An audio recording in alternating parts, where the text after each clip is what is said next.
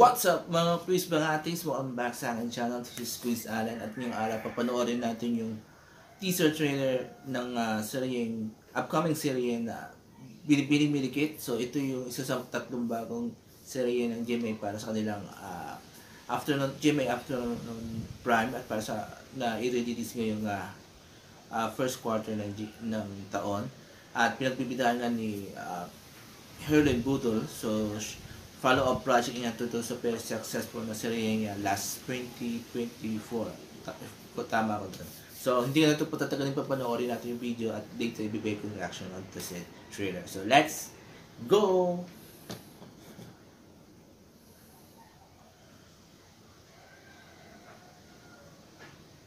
Gusto ko lang naman maghanap ng Prince Charming. Tapos nahanap ko Prince Kabir. Si Ikit, fly sa Japan para huntingin ang scammer AFAM. Hoy!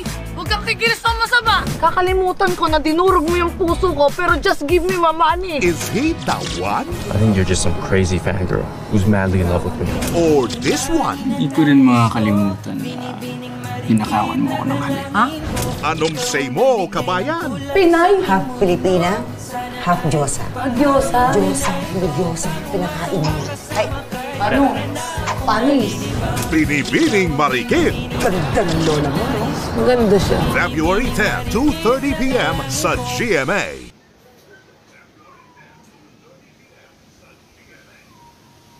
Okay, ito yung panood natin yung teaser trailer. Isa to sa mga teaser trailer ng Binibining Marikit na pinagbibilan ni Herlin Budol at Pokwang. Doon sa quality ng trailer, masasabi ko, technically speaking, ang ganda niya, para siyang movie. So, talagang mukhang ginastusan to ng GMA. Well, siyempre, sigurado kasi ang GMA dito na magkikilig ulit kasi very successful yung unang serye ni Herlin. So, hindi ako magdadalang isip na sasabihin na talagang ginastusan nila dito kasi yun nga, nabanggit ko na sure na magre-rate na malaki. Storyline, I cannot tell kung okay para sa akin. Pero of course, typically, normally sa isang afternoon prime series ng GMA, yung mga old-fashioned na set storyline mapapanood. So, isa rin ito. So, mostly ang magkikater dito sa serye na ito, yung mga old-fashioned, mga hindi masyadong sensitive pagdating sa storyline. So, gagaya ko na medyo mapili ako sa storyline na naghahanap ng bagong kwento. So, this one, yung gusto lang nilang matuwa, gusto lang nilang maiyak, gusto lang nilang makilig. So, this one is very good for them. And to sa mga leading man ni Herlin, I think bagay siya to sa may Thai na half Thai na actor and mayroon silang chemistry. I don't know kay Kwan. Sino yun? I forgot. Nung isa yung Pinoy. Pero again, it looks good. When it comes naman sa acting ni Herlin, medyo nag-improve pero I want to see more of the improvements sa acting niya. And also sa pagsasalita niya kasi same pa rin yung the way yung deliver niya ng mga words, diba? Pero yung pagiging funny ni Herlin, it's very natural kaya hindi ka mauumay plus dadagdagan pa ng comedy ni Pokwang, diba? So yun, so expectation ko mataas kasi nga not on the point na mag-expect ako na this will be as good as yung mga Pulang Araw, Maria Clara, pero I'm expecting something na magandang series na magbibigay ng saya, tuwa sa mga viewers ng GMA, diba? Mga kapuso viewers, diba? So, yun. So, kahit medyo luma ng storyline, I think yung approach is maganda, diba? Plus, dinagdagan ng mga magagandang technicalities, diba? Yung cinematography, camera shots, diba? Yung kulay, mga background songs, diba? So, lahat, okay.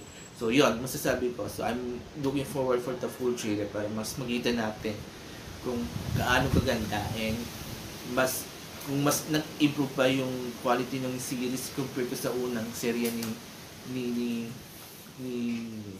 Herlin na aminado ako na medyo may mga times, may mga scenes doon na medyo when it comes to technical aspects, pero, diba? And even acting. So yeah, so we are still looking forward for this.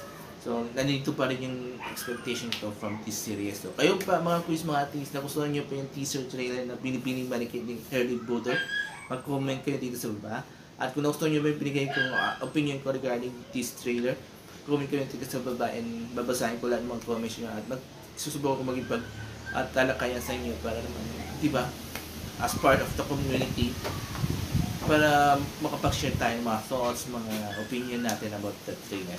So, there you go. Maraming salamat. Have a nice day. And before I end this video, please don't forget these 4 things while watching my videos on my channel. Comment, like, share, and subscribe to my channels, The Alan Squee Show, Tamat ng People Presents, Paganda ng Usapan, Proudly Vlogs. And sa mga nagtatanong bakit hindi ko na nababanggit yung Pinoy Tila channel, unfortunately, nahack yung Google ko. So, Google, yung email ad ko na humahawak to sa channel na yun, so I'm not able to, hindi ko na siyang ma-open, hindi ko na siyang as in totally hindi ko na siya ma-control. So sayang yung 100,000 subscribers, sayang yung but still I have a good memory of the channel. Pero again, dito na kayo mag-stick dito sa mga natira kong apat na channel, especially kung mahilig kayo sa mga reaction videos. So you can visit The Alan Squee Show, Proudly Vlogs, at Tamat ng People Presents, diba? So, there you go. Maraming salamat ulit and have a nice day. And,